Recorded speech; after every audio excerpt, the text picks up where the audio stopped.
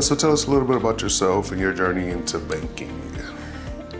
So I grew up outside of Enid in a town of about 200 people, and my family farms. And I always found the whole bank relationship of that interesting, and went through events, there's challenges in farming, and then one time their lender left the bank and went to a different bank, but nobody told the customers. And so it was a very stressful time. And I think that was really the first time that I was like, that's what I want to do, but I'm not going to handle it like that. Like, you need to take care of your customers first and foremost and make that transition. Whether you're the lender that comes behind them, contact them, let them know what's going on, be there for them, or if you're the lender leaving, like, let your core people know, hey, this is happening. Don't just leave them high and dry.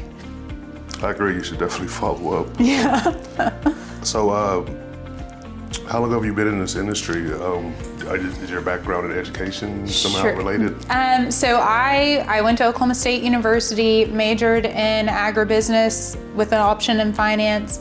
I was a teller through college in Stillwater, and then went on from there to be in banking, started at a small bank in Tulsa, and kind of filled every role. It was one of those really small banks. And I was able to get my master's degree, my MBA, while there, and have moved on. I've been a credit analyst, I've been a branch manager, and now I'm in the commercial lending role. And lending's really more my background, what I did prior to Great Plains, but it's been 14 years now at this point, so a lot of different aspects have been covered.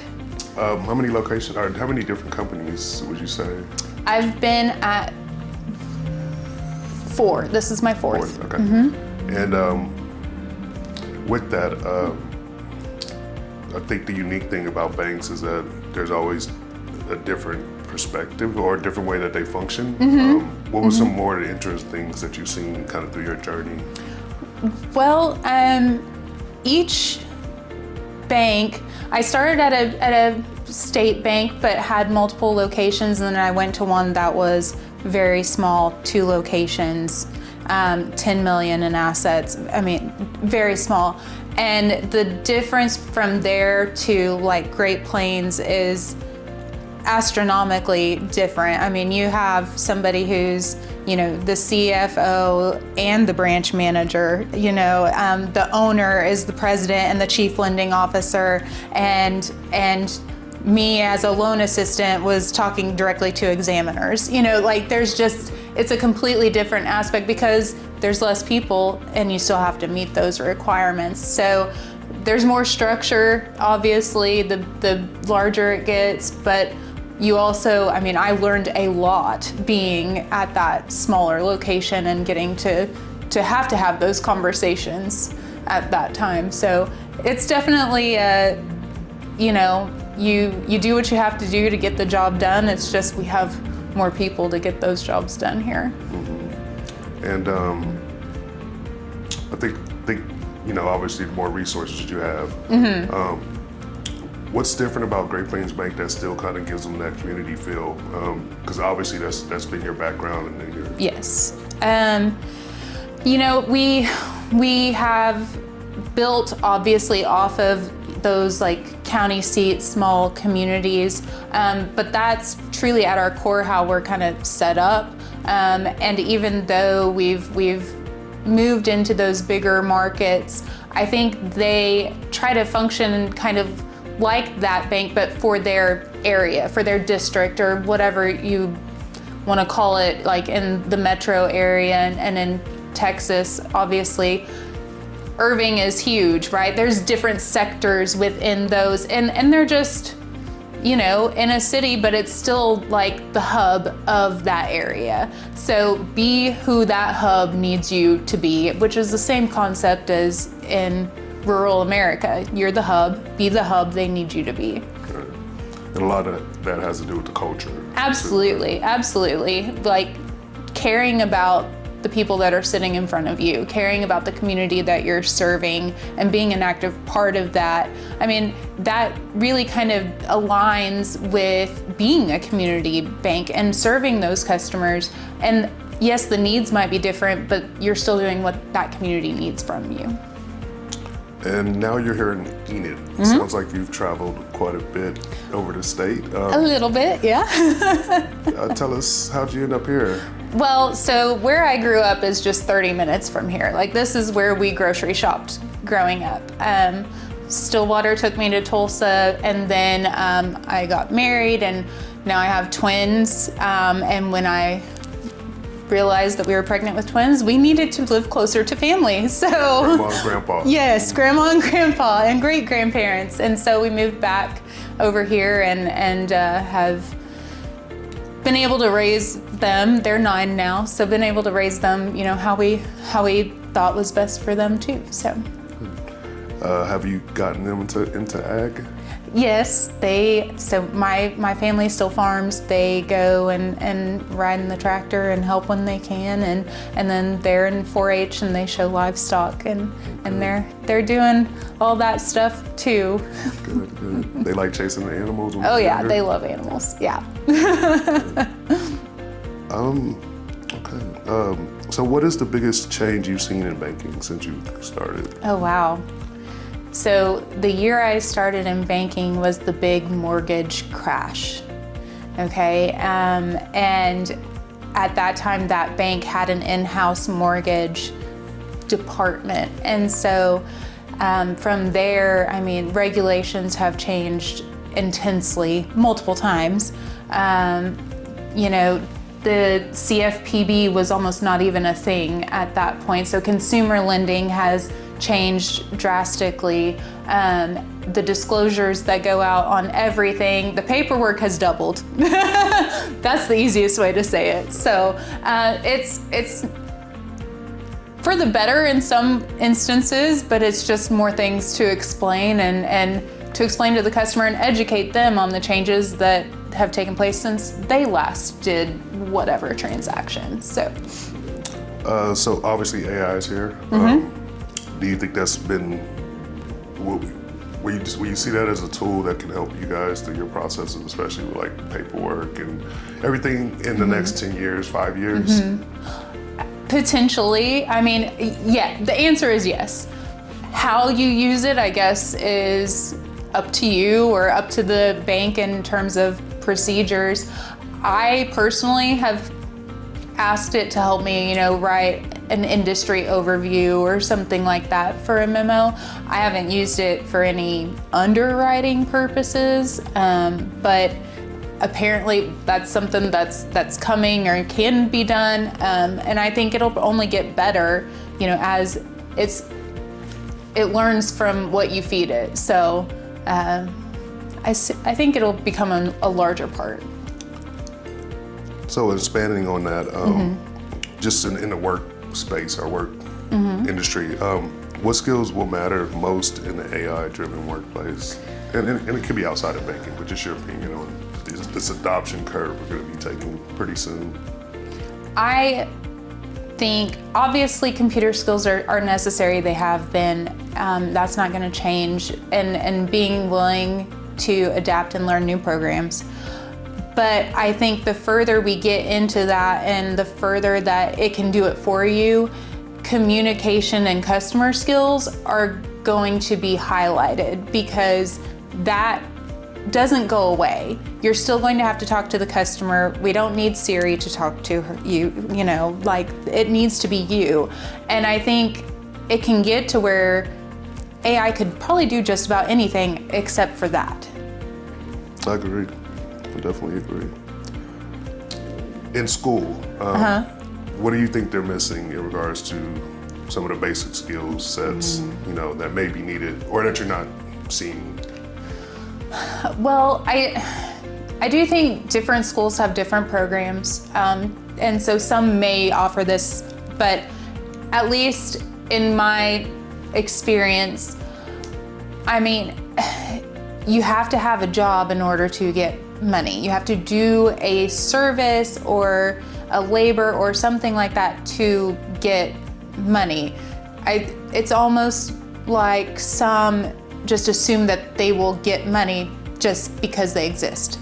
They don't know what they want to do to earn that money. And so starting as basic as that, not just starting, you have to balance your checkbook. Well, how did you get that money? Like, that's even part of it. It needs to start even further. Then, you go into balancing your checkbook. Don't spend more than you have. Don't use your credit card like it's a paycheck. Just some real life experience is good.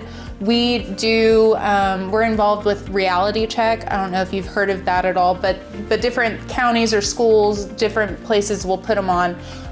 We are involved where our kids go to school in Major County. All the schools come together, but in a day they get given a life scenario. And like, you have this salary, you have this many kids, you have, all this stuff. And then they have to go cover housing, cover transportation, cover fuel, and real life, like actual real life things. Some kids go in the negative, some kids, can go on vacation at the end of the year. But they're given real life instances, like, if you make these life choices to do this, to do that, to whatever, this is how this is gonna go. This is how much money you're going to have. And it's really eye-opening for them. And if they could somehow incorporate that type of thing into more of a daily, weekly event in classrooms, I think you'd see a drastic change in understanding. You want to tell me a little bit more about the company? Oh, you said we're a sponsor? Reality Check. So I believe it's through OSU Extension. I think, at least that's who organizes it out there. I know they did one in Alfalfa County, and they maybe team with Autry here and do one for a school here in Enid.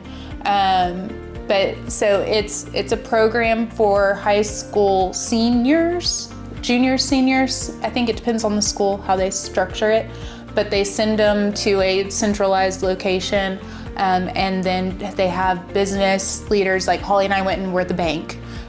They had, a dentist come be a dentist and different things like that. And so you might actually get asked some questions about what you do a little bit, or actually give them guidance on what they should do. Should they open a savings account? Different things like that. But I'm pretty sure OSU Extension is who organized it. And then they'll set it up like in groups, or like the one in Enid is just one school because it's big enough that I think it might be Enid High, and they do like 4 different sessions. So. And they actually guys to come personally. Mm-hmm. Oh, that's good. Okay. Yeah. Awesome. So I asked Hollie these as well. Mm-hmm. What separates a great leader from a good leader? A good leader takes care of the individuals that are following them. I think a great leader inspires the individuals that are following them. And with that inspiration, I guess they motivate them to go above and beyond, or to want more, to reach further, to just strive for the best for themselves, not just do good for the company or for the team or for the whatever group it is. What is your best career advice you've ever received? That I've ever received. One that sticks with me is, you will never be above, and no matter what position you are, you will never be above picking up the piece of trash in the parking lot. I like that one. That's good. If you can give advice to your younger self, what would you say? Advice to my younger self. Don't be afraid to try different things that you aren't maybe necessarily good at the time. that was something I struggled with. I did not like not being good at something. So if I wasn't good at it, I just didn't do it. And I think like there will always be something in life that you're not good at, and you're going to have to struggle through that and learn how to navigate it. You might as well get it over with earlier. No, I agree. That's good. A best customer story. A funny story, I guess. I have a funny story. So at the small bank in Tulsa, we always dressed up for Halloween every year. And I was the loan assistant. I mean, so every loan customer ran through me. And we dressed up, and I decided to dress up as an old farmer man for Halloween. I had coveralls on and like all this. I drew an eyeliner beard on and had my hair shoved up in a hat. And this customer, good customer of the bank, knows me well, nodded at me and just walked right on by to the owner's office, which he is good friends with him. He's allowed to do that.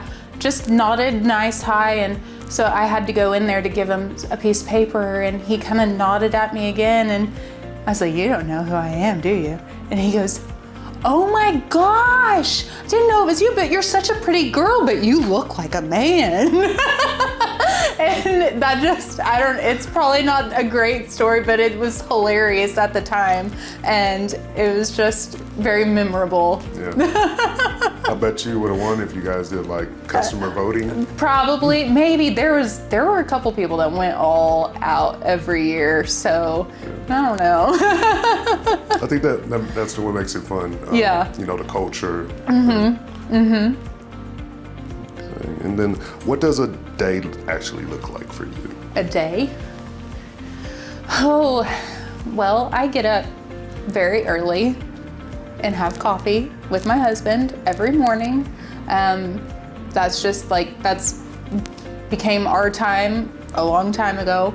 But then it's just hustle and bustle, get kids to school, get laundry going, get to work, get, things, loans underwritten, clear exceptions, answer emails, trying to function as both mom and wife and employee. It's a balance for anybody and everybody, but it's a full-time job. It's 2 full-time jobs. So it's, pick up groceries on the way home and navigate ball games and everything like that. And it's not just right here, right? We live 30 minutes away. So you've got to schedule a little bit. The milk when you yes, go, right? Yes. We might go without a couple days because I forgot. I know the feeling. I have 3 girls and they play sports, and so it's a lot. Okay. Well, thank you for your time, and sure. That kind of wraps it up. Cool. Sounds good.